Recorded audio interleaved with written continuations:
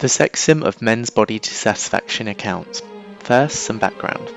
Men today now face pervasive pressures to conform to a narrow and unrealistic appearance standard, including to be muscular, lean, have a full head of hair, and generally look like Superman. Subsequently, research has found that men commonly report disliking their appearance or having body dissatisfaction. This has consequences, including disruptive disordered eating and exercise regimes, steroid abuse, and low self-esteem, depression, and even suicidal ideation. The problem of men's body dissatisfaction is undoubtedly serious and requires radical intervention, but the way this problem is talked about via media, researchers, and individuals can be sexist. This doesn't help women or ultimately help the men with body dissatisfaction. The first way men's body dissatisfaction is talked about, or the first discourse, is called Men Are the Real Beauty Victims, identified by Kathy Davis in 2002.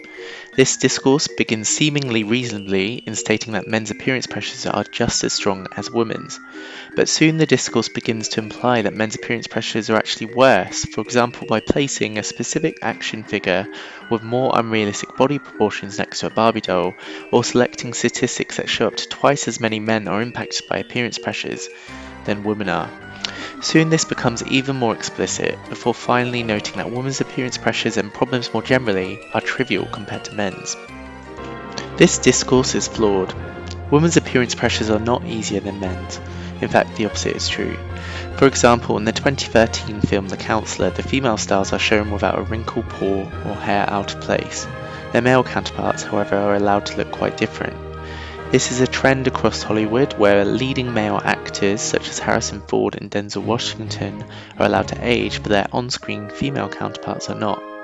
Similar can be said for married couples on popular TV sitcoms where husbands are allowed to be heavier, older, and balding whilst their wives are not. Empirical evidence also confirms this double standard in appearance pressures.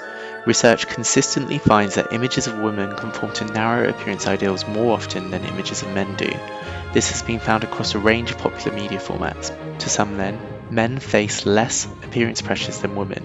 Research has found this is protective, leaving men less likely to develop body dissatisfaction than women, a typical research finding.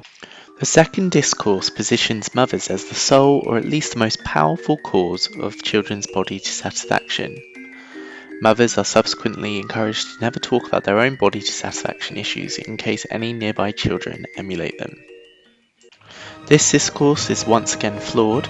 It disproportionately scrutinizes mothers' influence on children, forgetting any other influence on the child, such as their father, or media, celebrity culture, or other more powerful forces that drive body dissatisfaction. It also forgets that mothers themselves face intense appearance pressures before, during, and after pregnancy, and that these pressures are very hard to resist, let alone stop talking about. The third discourse is titled Women and Feminism Cause Male Body Dissatisfaction. Through both research, media, and individual accounts, women and feminists are blamed for introducing appearance pressures and for being superficial. Feminism is seen as a crystallization of this, where the movement for women's emancipation is depicted as having already succeeded and is in fact now out to oppress men.